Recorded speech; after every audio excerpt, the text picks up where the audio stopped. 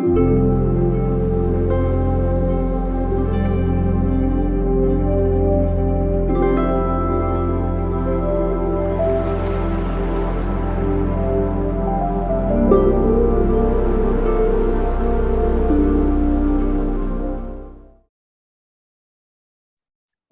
hello, welcome to my author success series on my Soul Connections podcast. I'm Junie Swadron, your host, and today I have the greatest privilege to be interviewing Heidi Smith, where we'll be talking about her esteemed book, Making Friends with the Boogeyman, Transforming Tragedy into Triumph. Welcome, Heidi. Thank you, Junie. Yeah, thank you so much for joining us today on my Author Success podcast. And for those who don't know you, I'd like to just read your bio, which of course will give them just a thumbnail sketch. But I'm so excited to talk to you about your newly published book, which will give them so much more. So Heidi Smith is a best-selling author, transformational guide, and speaker. Her mission is to help others expand abundance, peace, joy, and love beyond their expectations. If you're listening, just drink that in, because this woman knows how to do that. She's learned how to do it for herself, and she does it for you in the book and as a coach in her world, in her business, and in her life.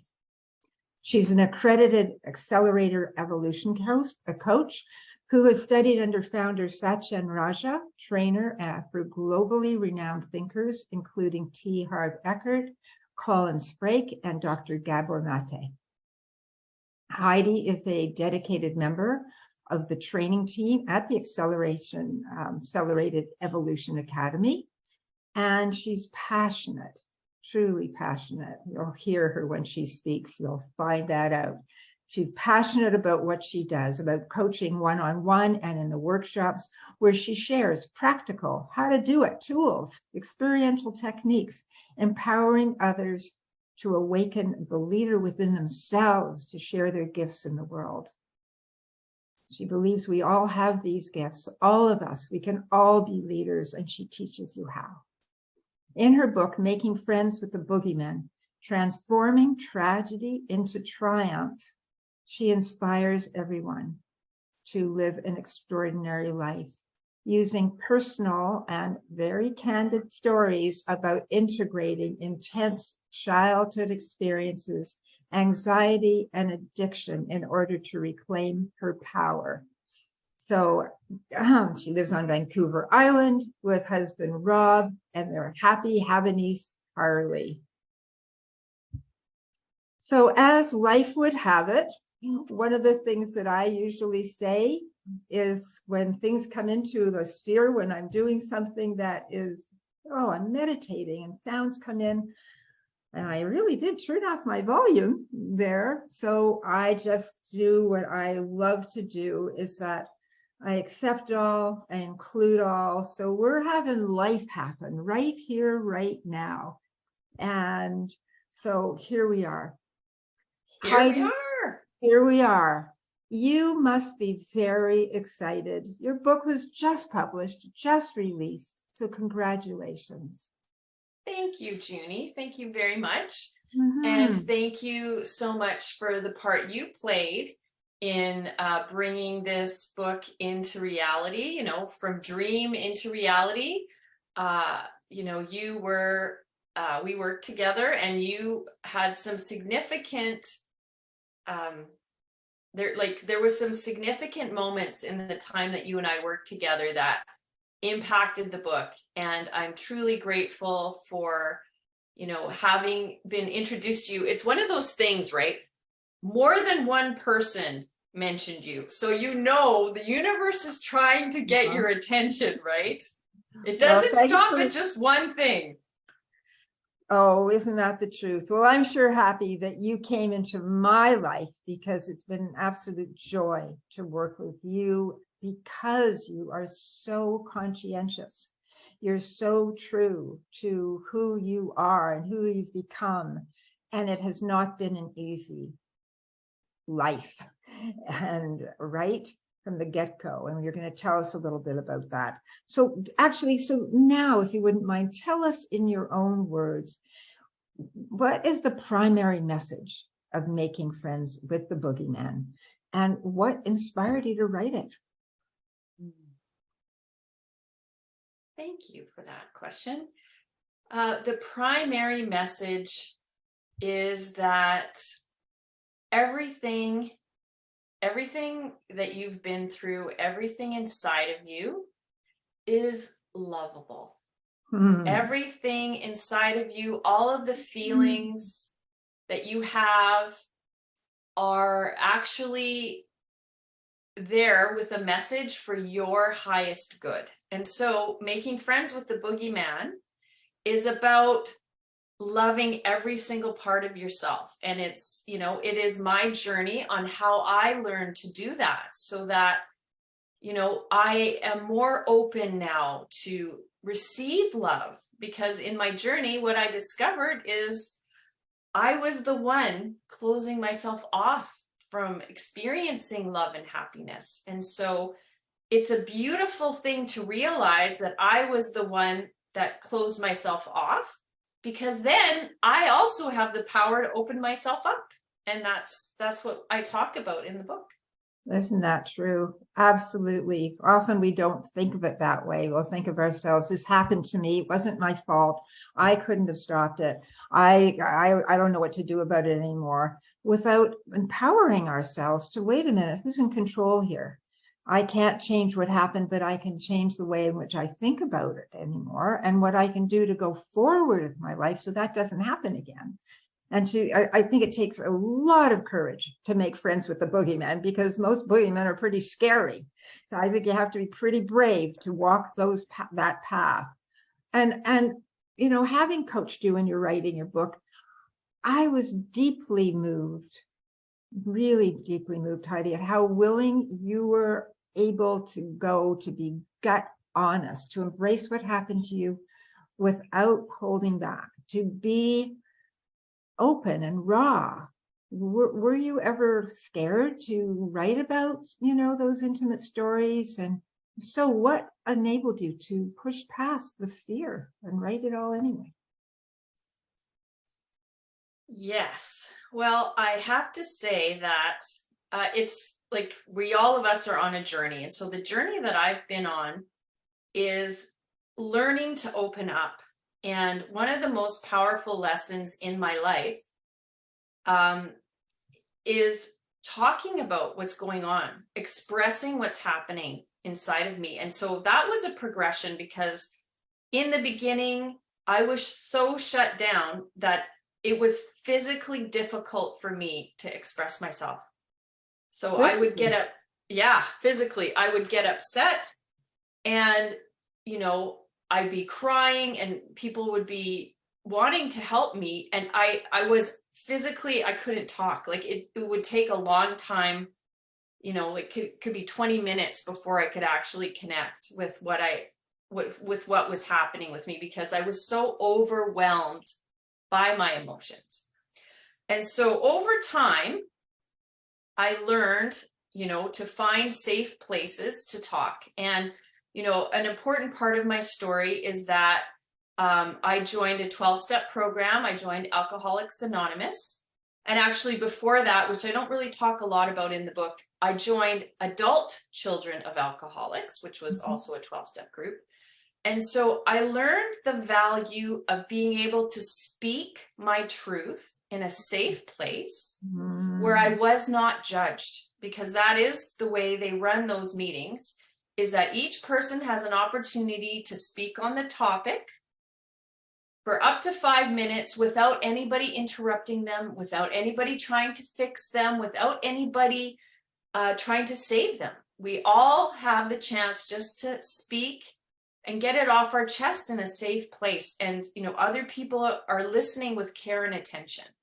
That is, we want that. We all need that, whether it's in a 12-step program or in our lives, to know that there's somebody who is listening, where we can feel safe, seen, acknowledged, cared for, without unconditionally, without judgment. So I'm so happy that you were led to that as a starter.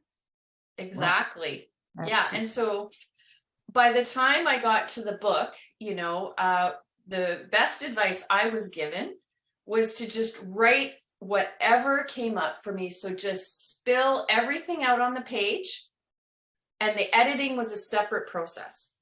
So I'm in control. I get to decide what makes it into the book. So I could say everything as honestly as I was capable of, and knowing that there would be editing later, right? So that is how I felt safe to do it, because I was the gatekeeper, and I'm my biggest fan. I am my strongest protector. So yeah, that's how I felt safe. That's beautiful. That's so beautiful. And that is a big part of when I help people to write their books, is for the first draft, man, you get to say it all, without having to hold back, without having to censor anything. Just say what you need to say, want to say. So then, like you said, later you get to choose what goes in the book and what doesn't, what stays private. And that you're the gatekeeper of that.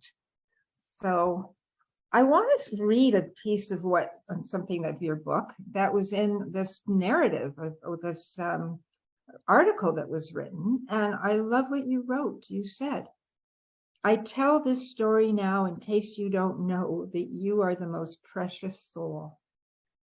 You are beauty and power beyond words. Now I am one seeing you there, a pure being surrounded by unconditional love. All the shame and hatred are just stories that keep you from the miraculous truth of who you are. You are loved. You are loved. It's already true. Everything else is a lie. It's not real. I know it's not real because I've lived in nightmares and self-hatred, feeling like a pile of maggots was eating me from the inside. Thank God I realized it was a nightmare of my own creation, which meant that since I had the power to make it up, I had the power to let it go." Amen. Amen. And that's what you were just saying, right? If we have that, we recognize that we're responsible for what happens to us, then we get to choose how we want to live our life.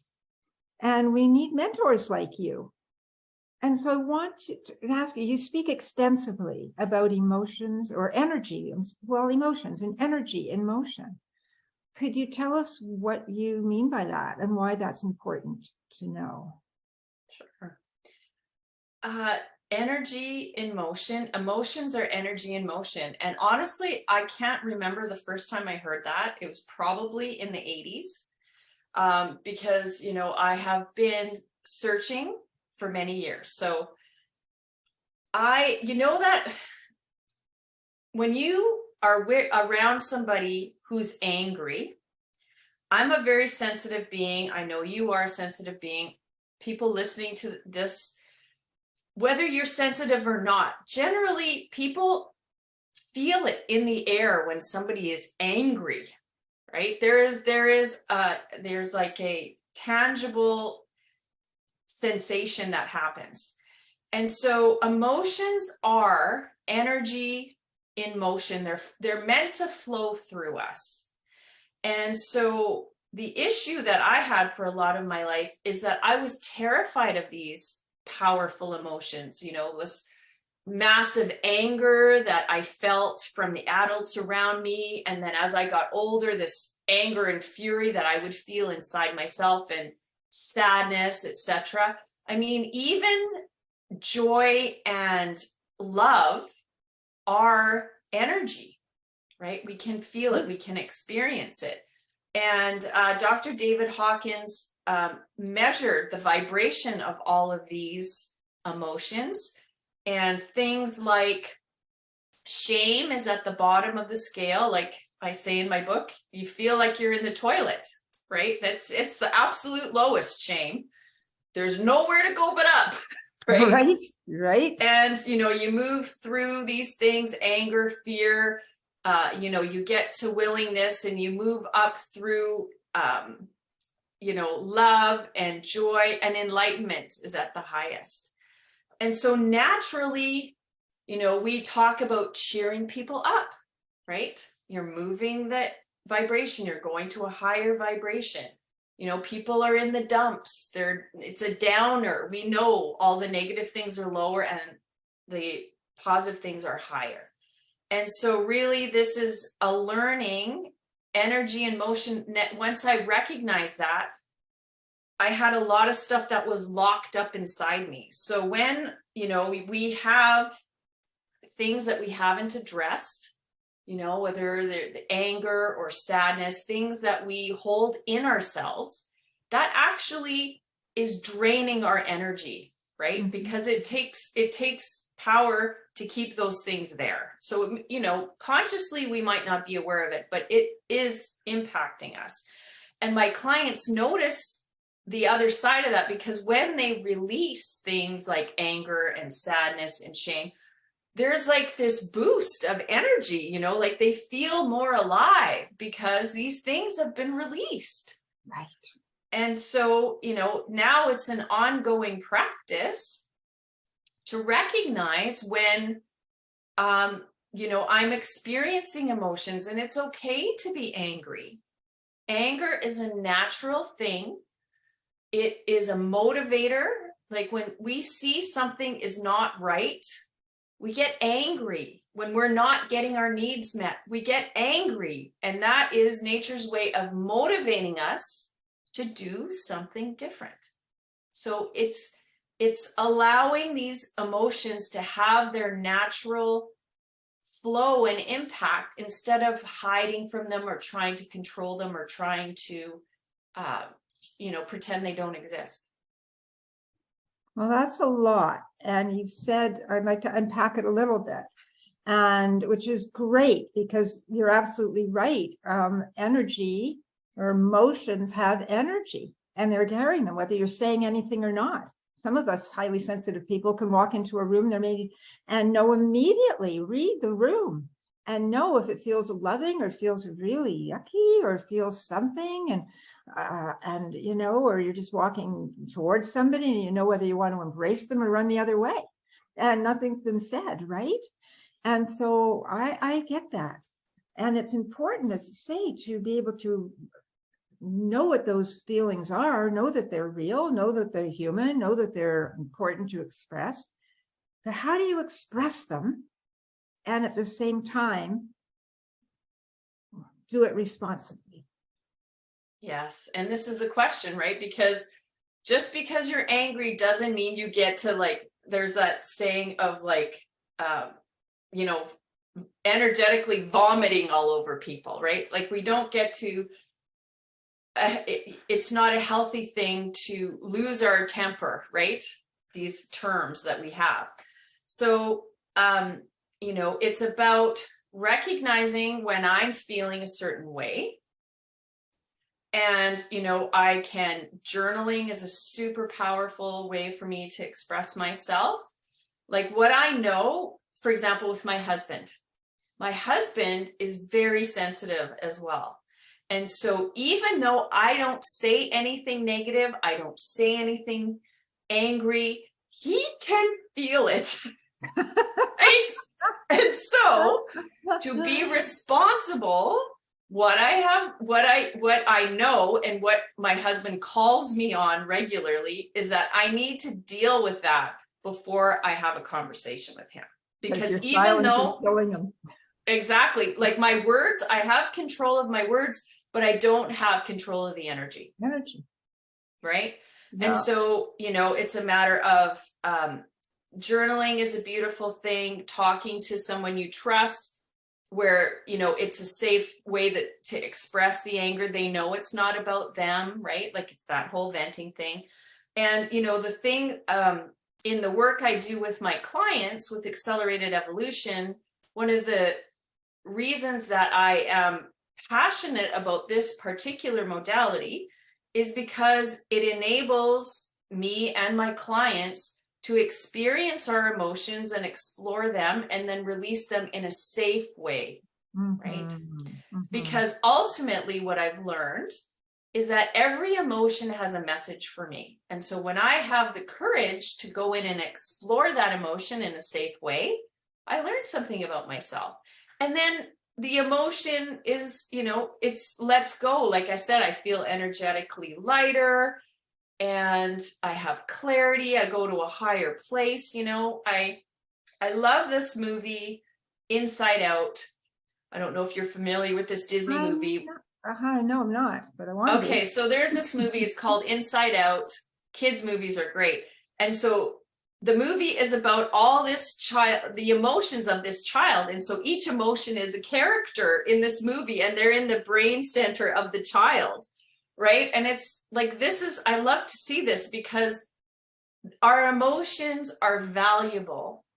And they want to contribute to our happiness ultimately, even when there's scary things like shame, anger, judgment, sadness, even those things that are not the most comfortable, they have a loving message for us. And that's what this book is about. Like, I have this beautiful cover to show that there's this scary side, which is part of the beautiful side. We're all both, we move between one and the other. And it's, like I said, it's about loving all of us and accepting all of us. And that's what we want from others in our lives. Like, I want to be loved and accepted for who I am. That's why I chose my partner, because he's a very loving, generous human. He wants to be loved and accepted for who he is. So why not give that to ourselves as well? And number one, and it's often the last person that we think of to give it to. And it is so important. I know that when I was younger and I would hear that, you can't love anyone unless you love, you can't love anyone unless you love yourself. And I think that's nuts. I love a lot of people, but I don't really like myself that much. And sometimes, but I realized that is so true. You can only go to the depth that you love someone, or that you can give that away unconditionally. Otherwise there's conditions on who you love, how you love them. They have to be this, they have to be that. So you're right. When we can love ourselves and give to ourselves what we wish others, but we can be the best friend to us, and to, cut ourselves some slack. Absolutely. Yeah. Right? Because I know that sometimes the hardest person that I am on is me. And so I've gotten so much better at it. And every now and again, I'm saying, wait, hold on, Junie, it's okay. Say you're sorry. And yeah, so it's such an important thing. Absolutely. And I feel compelled to talk about our animals. Like, my dog is one of my greatest teachers, because animals are unconditional love, truly. And I am a better person now that I have a dog. Like, she has taught me so much. So, I mean, we can learn from other beings about being loving. It's not just humans. Like, four-legged creatures sometimes are easier on us. Well, most of the times, actually, they're easier on us than the two-legged creatures. And so, practice, practice, practice.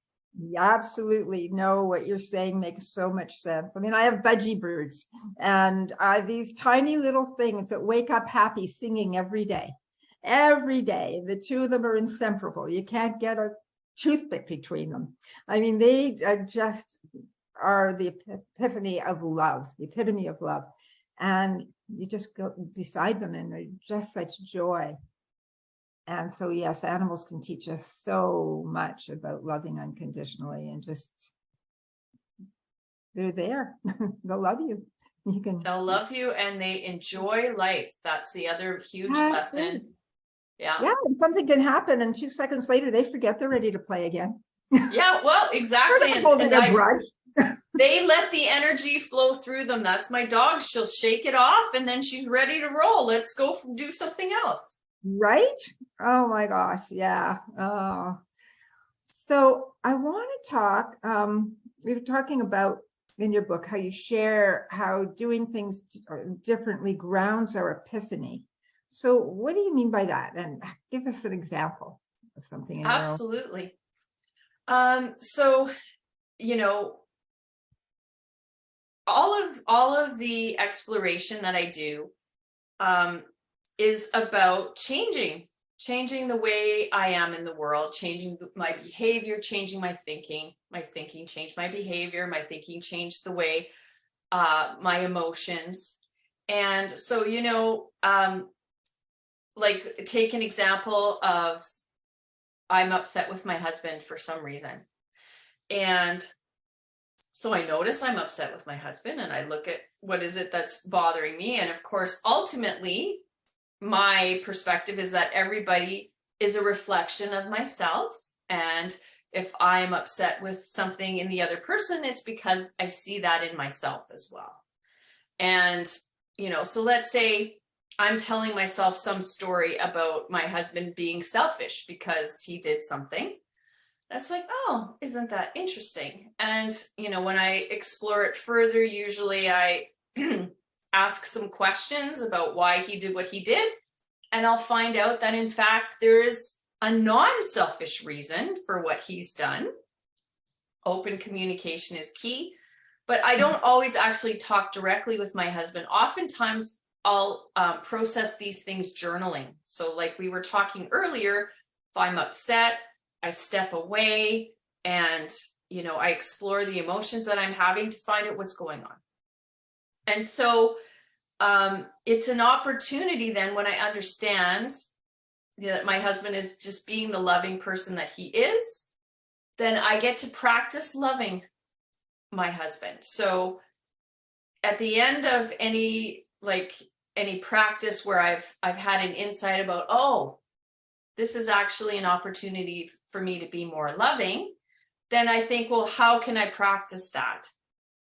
And so the practice of, for example, you know, I get mad at my husband because he leaves the dishes on the counter instead of putting them in the dishwasher.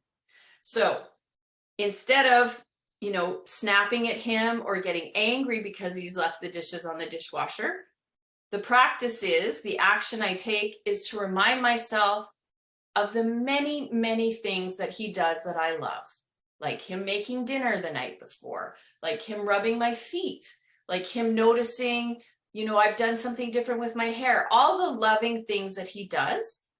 And so when I choose to think about the ways that he's loving, as opposed to think about the ways that he's selfish, then I feel more loving. And then I can joyfully put those dishes away. Right. I'm the one that wants them in the dishwasher. And quite honestly, he always puts them in there eventually, but I get myself in that control mode where I want him to do it now instead of when he wants to. I want him to do it when I want him to do it. And so, you know, it's recognizing these things, choosing loving thoughts instead of angry thoughts, and then taking action with those loving thoughts. Mm-hmm. I love that. Taking action with the loving thoughts, not taking action with you could have put them away. I mean, we've got a dishwasher right here. What are they doing on the counter, for God's sakes? You know how no, it's like, whoop, time out, breathe, journal, take a walk, whatever. Or what I love what you said, just take a moment to think about all the ways in which he's loving. And we can do that and apply that with everybody. And even if we don't necessarily know that clerk and what that person's life is, we can imagine if they're being a little, I don't know, temperamental or disagreeable or something. Wow. I had a teacher that used to say, now's the time to turn up your love. Oh, that's great. And I love that.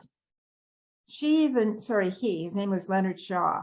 And he used to say to us, even when you see something that you really dislike, for instance, if you see a mother and their child and the mother's, you know, tugging the child, hurry up, let's go, or whatever it is, and really angry with the child. And that's when you turn up your love to the mom, because by yelling at the mom or daggers, we were talking about energy and motion, you don't have to say a word, but you're killing them with your thoughts, no, that will just cause more of that energy to be in the energy field. So we have so many opportunities in life that allow us to take a breath and be compassionate, be kind, be loving. And yeah, what we get back is that feeling of loving and kind and patience and goodness. And that's what we want to spread. Absolutely. So, right? That's contagious just as easily as the negative stuff is contagious. Yeah. Well, yeah, because whatever we focus on grows, whatever we put out in the world, that is like the most of whatever that is, it's going to expand. So then you have something to say about that. Yeah, absolutely. I mean, what we focus on expands. And, whatever it is I want in my life, I learned early on, I remember when I was single, because I was single, it felt like I was single forever. I mean, I didn't meet my husband until I was 38. So when I was like, oh, I want a partner in my life, it was presented to me that I needed to focus on the love in my life, because I had plenty of love in my life, and I do now. So instead of looking at what I don't have, oh, I don't have a partner, I'm single, I'm going to these functions alone, blah, blah, blah. It was put my attention on the love that's in my life, and that will expand. So, notice my friends that I love, spend time with them, write them cards, call them up, create potluck dinners, which I'm known for. I love having people come together. And so the more love that I see and the more love that I'm grateful for, the more love that comes to me, the more love that's attracted to me.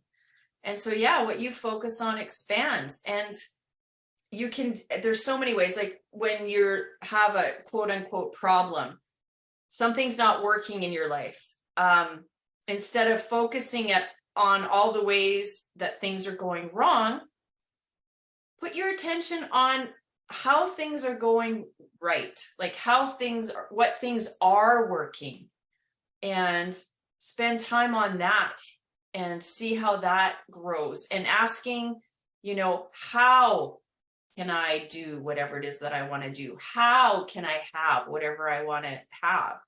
And just being in that space of it's possible, and just seeing what's already there, more of the same will show up. What we focus on expands. Absolutely. Yeah. Instead of thinking about, oh, look how far I've got to go with this. Look how far you've come. Yes, And then that's so take the good. next inspired step, right? And so this, I think, maybe moves into what you talk about in terms of your new narrative, how we shape the stories we tell ourselves. What can we do about that? And which has everything to do with what we focus on and what our life is going to be a result of that. So tell us a little bit more about when you talk about the importance of the new narrative. Well, the stories we tell ourselves create our reality. Like what I think about my life creates my life. It creates my experience. And so, when I, for so many years, I talked about an intense experience in my childhood. It was the worst thing that ever happened to me. It was a nightmare experience. I had all kinds of expletives to describe the individual that perpetrated the situation. And that was just taking away my energy, keeping me in those lower vibrations. And it's not to say that, I'm not talking about ignoring the emotions of difficult situations. It is about validating what happened and then moving through it, right? Like I talked about, emotions are flowing, right? So the anger, the shame, the hatred, the judgment, whatever there was around what happened to me I wanted to move through it. And so I did all the exploration I needed to do. And then at the end of it, I truly felt like I had, I'm such an incredible person because of everything that I have gone through and all of the choices that I have made. And so I get excited about my life now and what I can offer to people because of what I've gone through. And I talk about this in the book. And it's, you know, in simple terms, it's like looking for the advantage in the situation. And once upon a time, I used to feel like there were some things that were off limits. Like, I truly believe that everything happens for my awakening, right? Everything is happening for my highest good. That's easy to say when it's a positive thing, but when it's a painful thing or a negative thing, it's not so easy to do that. And I used to be afraid to do that because there was all these big emotions around these situations. Now, as a coach, I know that once we explore these emotions and express them, then it's easier to see the bright side. It's easier to embrace the advantage and what we've learned and the lessons and the way that we can use this in a positive way, right? Mm-hmm. So this is the new narrative. So the new narrative around what happened to me is that I am a powerful woman because of what I've been through. Right. And which is so beautiful, because that's the hope you give others. Yeah. Right. And you took all those steps to get to who you are today. And in order to improve your life, because you didn't want to be haunted by the boogeyman for the rest of your life and all of the things that happened to you and that were hideous. And some, you know, people will read your book and will learn what those things that you've overcome to the place where you are today, where you can say, I'm proud of me. I love me. You know, that I look what I've accomplished to be who I am, that I can go out now and share that with others so they too can know that they too can be empowered by their own lives, their stories that they've lived. And so that really is a wonderful motivation to do what we do, to look for those opportunities where we can speak our truth in a way that we are being held and feel safe and know that we are being heard without being judged. And you're doing that in your life. Yes. And another thing I really want to share about the way that we talk to ourselves and the way we talk about ourselves. You know, I talk a lot about in the book, the power of words. And so with a new narrative, Words Can Change Your Brain is a wonderful book that I read. And it is, you know, it's a collection of, you know, studies that they did on the brain and the impact words have on it. You know, like they ran MRIs on people when they were chanting peaceful words and when they were chanting angry words or reading angry words, and you know, the brain changes in reaction to these words. And a really valuable thing they said in the book, which I knew from experience, but I didn't have that, you know, scientific background. When you have an experience and it's a negative experience, and you start talking about that experience using positive words instead of negative words, and you do this repeatedly, okay? You're doing this habitually, you're talking positively about this experience, this memory. Your brain will actually change where it stores the memory. And so I know from the inside out what that's like, because I have this experience, this intense experience from my childhood, and I've changed the way I look at it, the way I think about it, the way I speak about it. And so I have a different experience of it in my body and in my brain where it's stored. And so this isn't fly by night woo-woo stuff that we're talking about. This is scientifically proven that you have the ability to change your experience. You have the ability to change your brain. So, you know, when you're changing your habits, you're changing the way you think, you are changing your life. That is for real. That is for real. Oh, there's so much scientific evidence these days of what the brain can do, and epigenetics and all of that, where we can in fact change all of what we thought was wired in because it's DNA. That can even be changed. There's just so much. And energy, you know what I was thinking of when you were saying that, even words on inanimate objects. For instance, Dr. Kyoto was who discovered the power of words on water. And so he did the scientific experiment where on the same water coming from the same tap and two glasses, and one you write anger, shame, blame, jealousy, hatred, and on the other one, love, peace, joy, appreciation. Well, when he, as a scientist, he was able to look at the crystals that are formed by the water after leaving them for a little while. I don't remember exactly how long. The crystals that formed of the water that had all of these beautiful words on them were extraordinarily beautiful. Like they were just crystals of all these geometrical patterns that were just stunning. The water that had all of these really negative words turned to sludge in the same amount of time. Now, what does that tell us about words and energy in motion? And the power of our thinking and our thoughts, it has an impact on the physical world. So yeah. This is, and it will impact everybody around us, whether we say boo. Right. I know. Yes. Right. So I want to kind of change tracks for a bit. And I want to talk, a lot of people are curious about the writing process itself. And I want to ask you, first of all, did you find that the thoughts and the ideas that you had about your book when you first decided to write it changed once you were engaged in the writing itself? Or how was that process for you? Absolutely. It was an evolutionary process. And I love Julia Cameron and The Artist's Way. So I had been practicing. So The Artist's Way is a brilliant handbook on how to connect with your creativity, no matter what you do, whether you're a painter, a sculptor, a poet, whatever.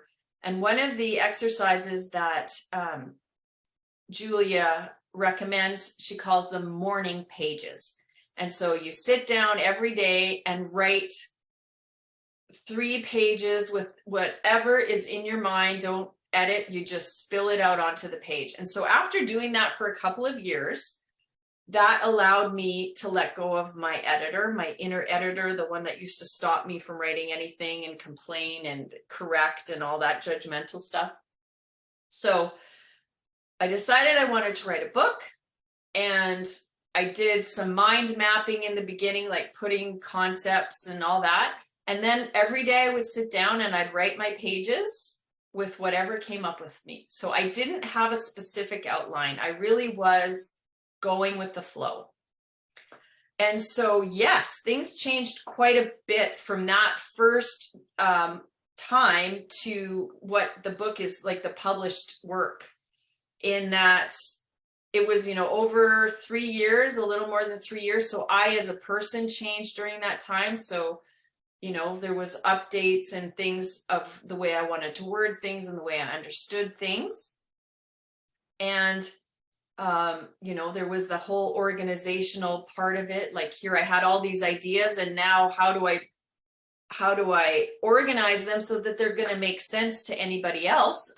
Right? Because I was hoping that people would read the book, and we want them to understand and enjoy it. So yeah, so there were many changes. And I mean, at one point I just put the book away for about 6 months. Like, after my first draft, I was convinced it was a pile of garbage. Really. I was so disappointed with the whole thing. And so I just had to set it aside. And then I remember picking it up again and going, wow, this is way better than I thought. Yay. Yay. So But there's many iterations. Like you need an editor. You and I work together to help me with organizing it. And, you know, you were very powerful in helping me clarify who I am now, right? Because a lot of the book is past experience. So how do I present this as the person I am now, as the coach that I am now? And so that was a really important piece that you gave me. And then the last part of the book was working with a professional editor, and we had to trim down. Like I had a lot of stuff and a lot of repetition because of the way I wrote it, and that all needed to be cut away, and just so that I could present the reader with the most concise and useful piece of information that I could put together. Well, how do you think your book has changed you? Oh, that's a good pick.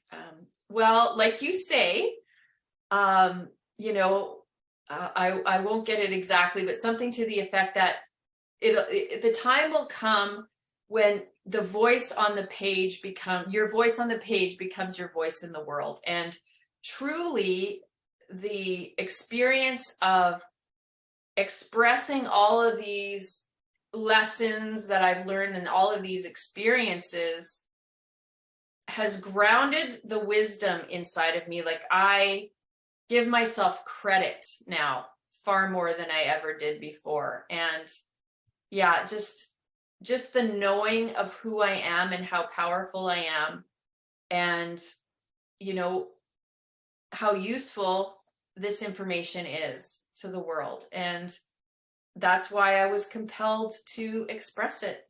That's the way the universe works, and having faith in that. So who is your book for? My book is for, you know, in recovery, we talk about sharing our experience, strength, and hope.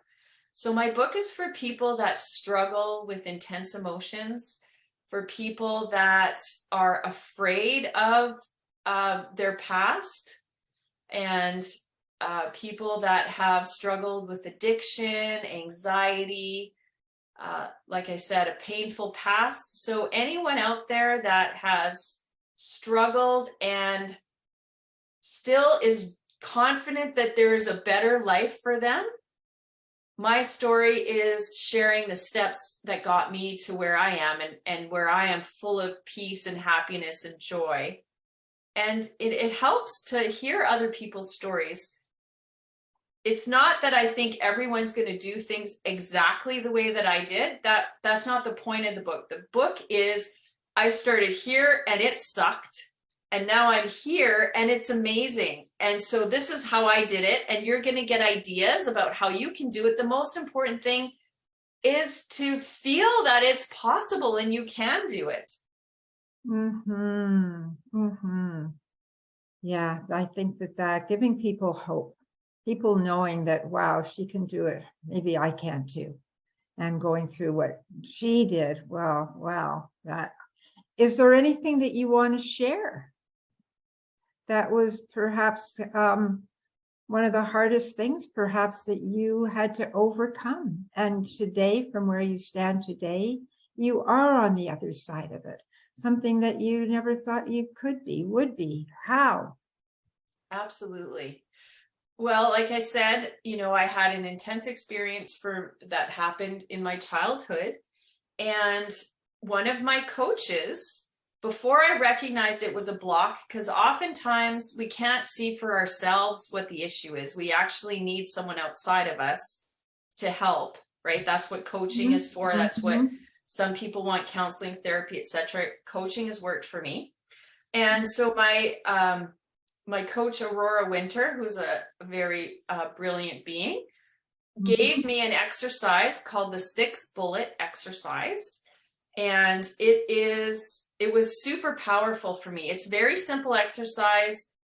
We did it in a workshop environment, and it's looking at your life a certain way and then looking at your life a different way. And so taking the time to look at my life with fresh eyes, because I was already like 49 or 50 when I did that exercise. So just having the willingness to explore what's going on for you. And this was a simple exercise, and it changed my perspective. And that's a miracle, according to Marianne Williamson. I mean, a change in perspective, a change in perception is a miracle. And I would be honored to share this exercise with the audience. So I've got it on my website, and it's a simple URL, which I know you're going to share when you share the interview on my page. Yeah, so it's called the 6-bullet exercise. And so I've got a bit.ly link. So if you type in bit.ly/6 and then the word bullet, that will take you to my website, and you can do this journaling exercise and change your perspective. Well, that's beautiful. Beautiful. I'll look forward to doing it. We're always growing. I know that that for as long as I'm alive, I'll be growing, and that's what we're here for, to grow and evolve. So if you were to name 1 or 2 things that this whole process has taught you about life that you would care to share. Absolutely. Yeah.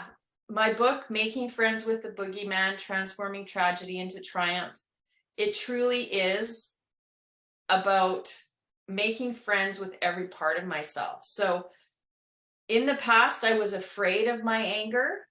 And now I understand that my anger is actually one of my advocates. Like I said, if I am angry, if I feel angry, because of course there's a difference between feeling our emotions and being our emotions, right? When I feel angry, it's much easier to do something about it, to change it. If I am angry, there's no separation between myself and the emotion. So I feel angry.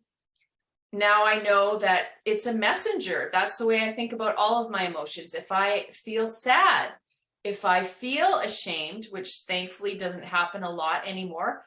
However, if it happens that I feel ashamed, I know that there's a message there for me.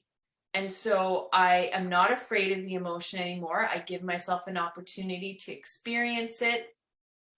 And then I'll learn, oh, okay, I need to do things differently. You know, like my perspective after this experience of writing the book, because I was like, well, what possibly could be good about shame? Because like we said, shame is like being in the toilet. It's not fun. It is really one of the worst emotions. So when I feel shame, what came up for me is that shame is my way of telling me, don't do that anymore. It hurts you. It is hurting you. Stop it. Stop it. And so, like I've said, the shame is meant to flow. We're not supposed to be holding on to the shame and making it a part of ourselves and identifying with it, that, you know, we are one with the shame and we're a bad person, all of those things. That's not true. The shame, what if shame is your way of protecting yourself? What if shame is your way of motivating yourself to do things differently because it feels crappy? Right? I love that reframe. I really do. You just gave a real true example of making friends with the boogeyman. You really have, because shame, as you say, it's one of the lowest on that whole scale of vibration. And when you realize that, wait a minute, it's telling you this feels terrible. You don't want to do that, whatever that was that you feel ashamed by anymore. You don't want to feel this way. And so that's the gift it's come to give you. And then when we wake up to that, oh yeah, why would I want to do that to myself? I love myself too much. Yeah. So that's beautiful. And it's like your get out of jail free card. I love that. It's you have the power to do things differently. You know, in recovery, one of the most powerful things I learned was admitting when I had made a mistake, like admitting if I've hurt someone, Mhm. because that was a really painful thing for me to do. And I had to learn how to do it. And I had practiced doing it. And now when I do something to hurt my husband, because it happens, I'm human, I make mistakes. The relationship that we have is my husband will say, hey, that wasn't very nice. Or, oh, that hurt my feelings. And then I have an opportunity to, oh no, that's not what I meant. And then I can do differently. That's what amends means, to do things differently. And that's what we're all here learning. It's like, if something doesn't feel good, I need to do things differently, whether it's for a loved one or whether it's for myself. Mm-hmm. Yeah. Yeah. That's beautiful. And as you said earlier, communication is the key. Communication is absolutely the key. So it sounds like you and your husband have learned that dance. So he's able to say to you, what you just said hurt me, or what you just did makes me feel bad. And you get a chance to say, wow, that's not what I meant. Let me tell you, or even to say, wow, I'm sorry. I want you to know that this is what I meant. And you get to, you have that conversation, as opposed to he walks away angry. You don't know what you did. All of that. And we've all gone through it. So absolutely. Heidi, do you have any last words that you want to share? Some gifts of wisdom or anything that you want to give to the listeners? Yeah, I know one of the hardest things in the beginning for me was to accept love from other people, because I didn't feel lovable. And quite honestly, when people would tell me that they loved me, I was like, it actually put me on the defense. I was like, whoa, like, you don't even know me. What the hell do you want from me? Like, I was not a trusting individual back then. So, when I say to the audience, and when I say to you, when I say to my clients, you are an incredible, brilliant soul. Like, you are lovable and powerful. I can see that in you because I see it in myself. And that is the gift of doing this kind of exploration, like personal development, whatever you want to call it. When I get to know and love myself, then I enjoy life more. I get to enjoy deeper intimacy. I mean, my husband and I have been together for 15 years. Believe me, in the beginning, we were nowhere near as close as we are now, because I wasn't capable of accepting his love. And these are things I talk about in the book. So you want more love in your life? Explore yourself. Practice being kind to yourself. Practice being kind to others, being kind to your dog, being kind to your parakeet, your budgie, your snake, your lizard, whatever it is. Like the boogeyman.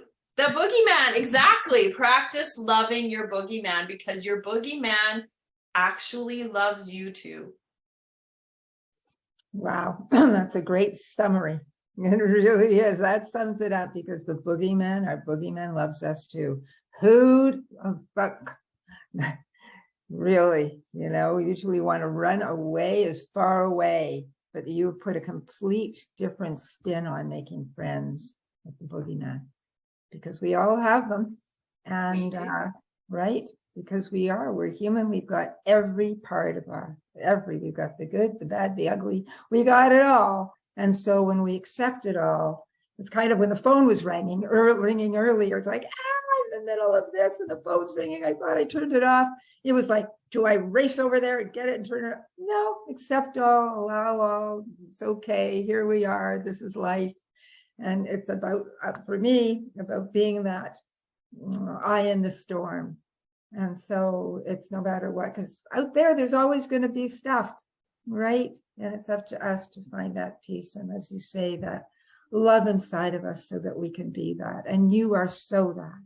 So I'm so happy that you've got your book out there for so many people, countless numbers of people, to read it And if reading it isn't enough, please call Heidi, get in touch, and be someone that you can receive her love and coaching from, because it's invaluable.